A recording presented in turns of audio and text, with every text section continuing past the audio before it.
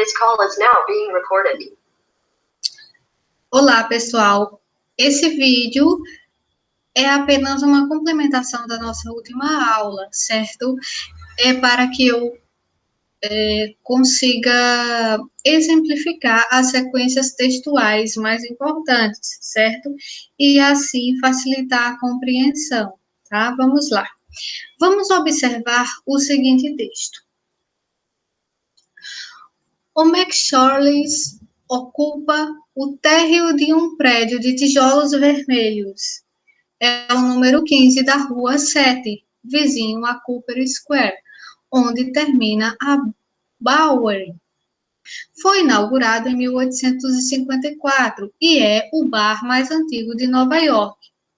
Em seus 86 anos, teve 4 proprietários: um imigrante irlandês, seu filho, um policial aposentado, sua filha. Todos eles avessos a mudanças. Embora disponha de energia elétrica, o bar teima em ser iluminado por 2 lâmpadas a gás. Toda vez que alguém abre a porta, a luz oscila e projeta sombras no teto baixo coberto de teias de aranha. Não há caixa registradora. As moedas são atiradas em tigelas, uma para as de 5 centavos, uma para as de 10, uma para as de 50, e as notas são guardadas num cofre de madeira. Então, que sequência textual tem esse texto aqui? Lembrando que a sequência textual, ela está relacionada à estrutura do texto, a forma como ele é organizado para atender certos objetivos comunicativos. Então, esse texto aqui, ele se organiza de modo que ele descreve um determinado ambiente. Portanto, temos uma sequência descritiva. E quais as características, quais as pistas que um texto dá para que a gente o identifique como um texto descritivo. Um texto descritivo, ele vai ter a presença do verbo ser, por exemplo, no presente, de um modo impessoal. O verbo ser, ele é um verbo que indica estado e modo de ser. Dessa forma, ele serve para descrever, né, iniciar uma descrição de um objeto. Por exemplo, aqui temos temos a seguinte frase: é o número 15 da Rua 7. Aqui, o verbo introduz uma frase que indica a exata localização do McSorleys, que é o bar mais antigo de Nova York, né? E vamos encontrar também muitos adjetivos que vão caracterizar ou qualificar objetos. Por exemplo, aqui temos a palavra vermelhos, caracterizando os tijolinhos do prédio. Agora vejam esse outro texto, cujo título é Poema tirado de uma notícia de jornal. João Gostoso era carregador de feira livre e morava no Morro da Babilônia, num barracão sem número. Uma noite, ele chegou no bar 20 de novembro, bebeu, cantou, dançou, depois se atirou na Lagoa Rodrigo de Freitas e morreu afogado. Bom, temos aqui um texto do gênero poema, mas eu quero saber que sequência textual ele possui, né? Ele é um texto de sequência narrativa. E por que ele é um texto de sequência narrativa? Porque ele conta uma história. Vocês podem observar que há aqui um personagem, é o João Gostoso, que em um determinado tempo e em um determinado lugar, ele pratica uma série de ações, não é? Que leva ele a um desfecho. Então, temos uma sequência narrativa. Agora, observem esse outro aqui. Não deixe para amanhã nem o café, nem a atitude que você pode tomar hoje. Então, qual seria a sequência textual aqui? Temos que observar qual o objetivo desse texto. O objetivo principal desse texto é persuadir, convencer o interlocutor de tomar uma atitude, né? Qual seria essa atitude? Não deixar nem o café, nem qualquer outra coisa que se possa fazer hoje para amanhã. Então, nesse caso, nós temos um texto com sequência injuntiva, que é a sequência que é organizada justamente para convencer o interlocutor de alguma coisa. Nesse tipo de texto, vamos ter a presença de verbos no modo imperativo. Nesse caso aqui temos o imperativo negativo, não deixe. Nota que é como se fosse uma ordem ou uma sugestão, pode ser uma sugestão, um pedido, um conselho, né? Não deixe. Não deixe. Os verbos no imperativo, eles podem ter todos esses sentidos, né? De ordem, sugestão, conselho e qual é a outra coisa que eu falei? Enfim, já foi. Vamos para o texto seguinte. Distantes geograficamente, é natural que o português do Brasil e o de Portugal apresentassem, desde o período colonial, traços linguísticos que os particularizassem e diferenciassem. Não é simples, porém, determinar em que momento isso passou a ocorrer mais fortemente. Os primeiros colonos que para cá vieram, século XVI principalmente, passaram quase sempre por um processo de indianização, dada a precariedade da estrutura colonial do período. A partir, contudo, do final do século XVI ou início do século XVII, nas áreas centrais da colônia, Bahia e Pernambuco, houve núcleos de colonização que não se indianizaram, ao menos não intensamente. Esses novos colonos sentiam-se como exilados e não como brasileiros. Procuravam manter a cultura europeia, evitando as influências tropicais. Linguisticamente, essa postura parece ter desenvolvido uma norma conservadora que manteria o falar brasileiro relativamente infenso às inovações que se processaram em Portugal. Então, esse texto aqui vai ter uma sequência descritiva, narrativa, expositiva, injuntiva ou argumentativa. O que é que vocês me dizem? Bem, se vocês observarem as primeiras linhas desse texto, vocês vão perceber um certo tom de argumentação, né? Diz assim, distantes geograficamente, é natural que o português do Brasil e o de Portugal apresentassem, desde o período colonial, traços linguísticos que os particularizassem e diferenciassem. Esse período aqui soa com um tom de argumentação, né? Será que a distância, ela realmente foi o motivo para que o português do Brasil e de Portugal apresentassem traços linguísticos particulares? Ou será que isso é mesmo um dado científico? Isso pode ser comprovado, né? Não sabemos. Eu não sei. Vocês sabem? Aí, seguindo um pouco, o texto ele ganha um ar de texto narrativo. No segundo período, no segundo parágrafo, o autor ele começa a contar um certo processo, certos acontecimentos que se deram no Brasil colônia, né? Ele começa a dizer que os primeiros colonos que para cá vieram, no século XVI, principalmente, passaram quase sempre por um processo de indianização, né? aqui nós temos a presença de personagens, né, que são os primeiros colonos, que em um determinado tempo passaram por certas situações. Então, há um certo ar de narração. Mas e aí? O que é que predomina nesse texto? É a narração? É a argumentação? Qual será o objetivo final do autor? Observem aqui as últimas linhas.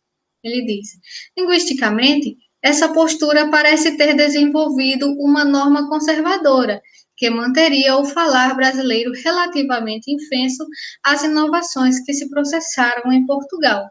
Aqui ele conclui de modo que ele conta, ele está explicando o que foi que aconteceu, né? Explicando algo da realidade. Ele, no fim das contas, ele não está dando uma opinião, ele não está simplesmente contando uma história.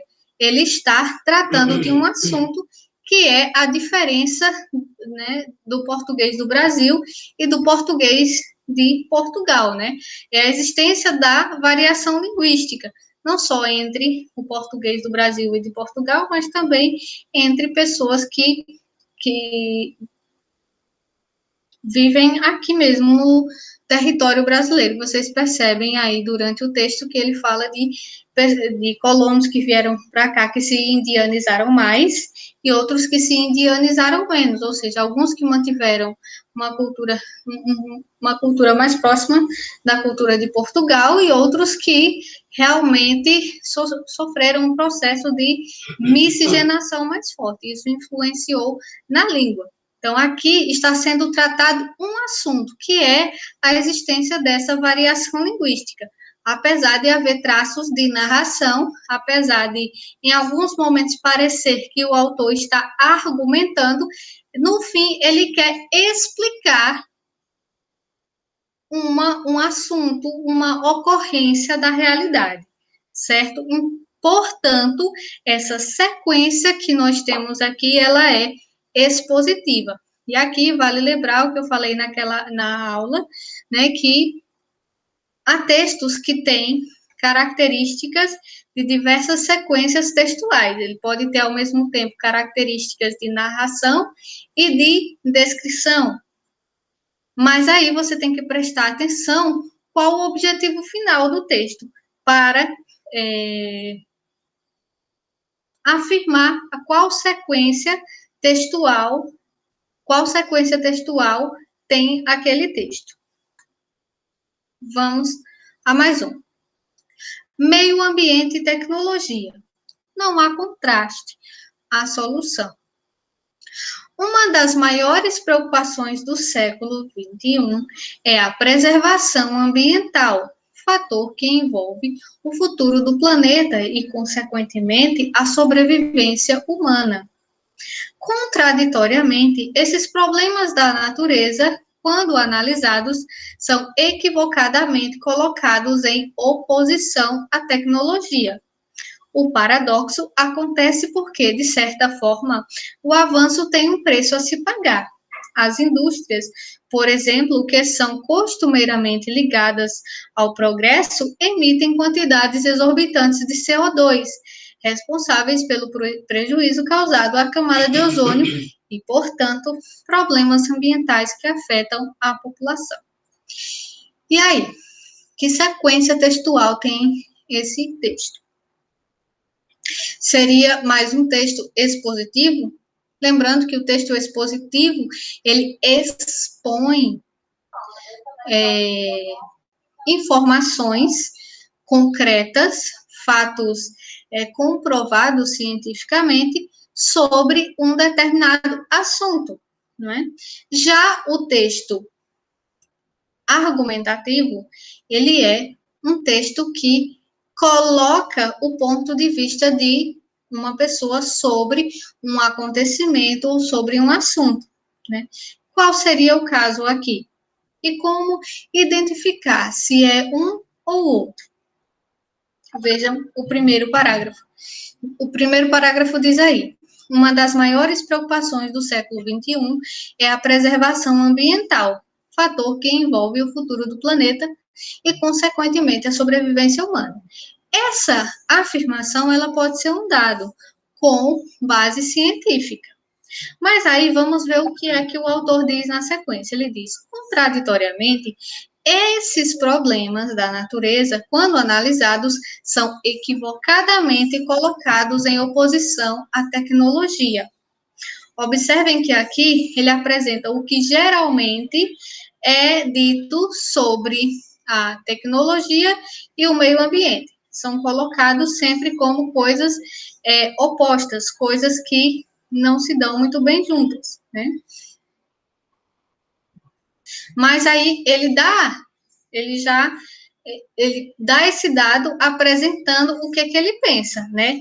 Ele diz que, contraditoriamente, esses problemas da natureza, quando analisados, são equivocadamente colocados em oposição à tecnologia. Então, ele considera que é um equívoco, é um engano, você opor tecnologia com natureza.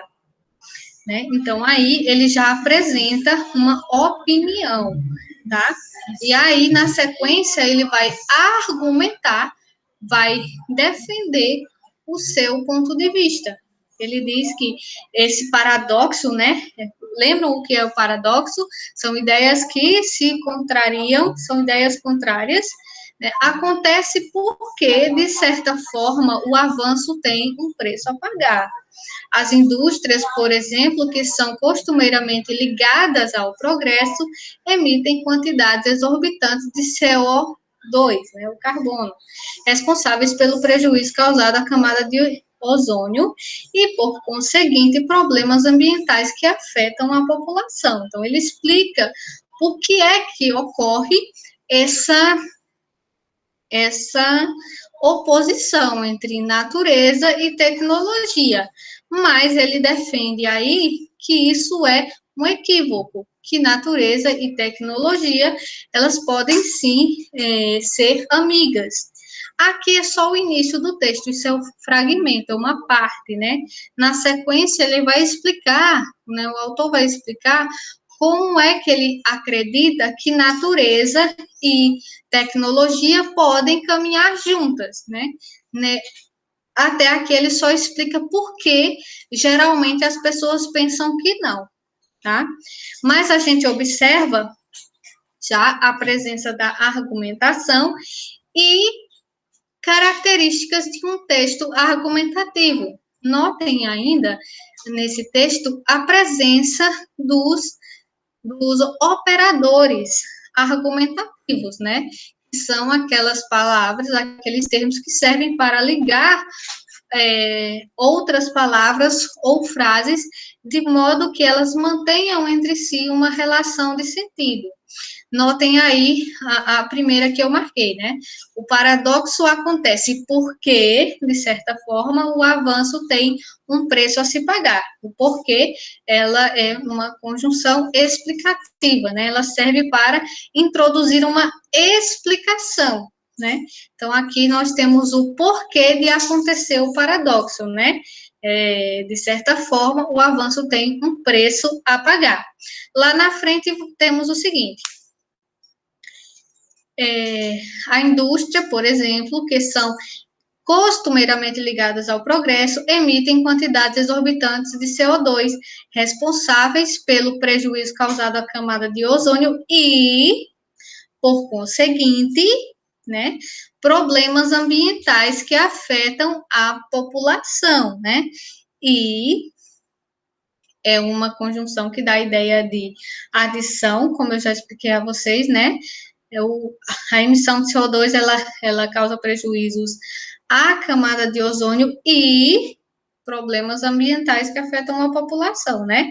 Esse por conseguinte é um termo que dá a ideia de consequência, né? A consequência de se prejudicar a camada de ozônio é afetar, causar problemas ambientais que vão afetar a população, né? Então, observem como esses termos, eles ligam frases, né? Ligam orações ou ligam palavras que mantêm entre si uma conexão, né? e uma relação de sentido, né? Ou que seja de explicação de uma coisa que foi dita anteriormente e vai ter continuidade lá na frente, né? Pode indicar a adição de uma nova informação, pode explicar a consequência de algo que já se disse antes, e assim por diante. Então, esse texto, ele é um texto, eu não coloquei aqui, mas é uma sequência argumentativa, tá certo? Então, eu espero que agora tenha ficado clara qual a diferença entre essas sequências, né? Quais as características que elas possuem e quais os objetivos também. Qualquer dúvida, vocês podem falar comigo a qualquer momento, certo? Até lá, até a próxima aula e lembrem do exercício. Tchau.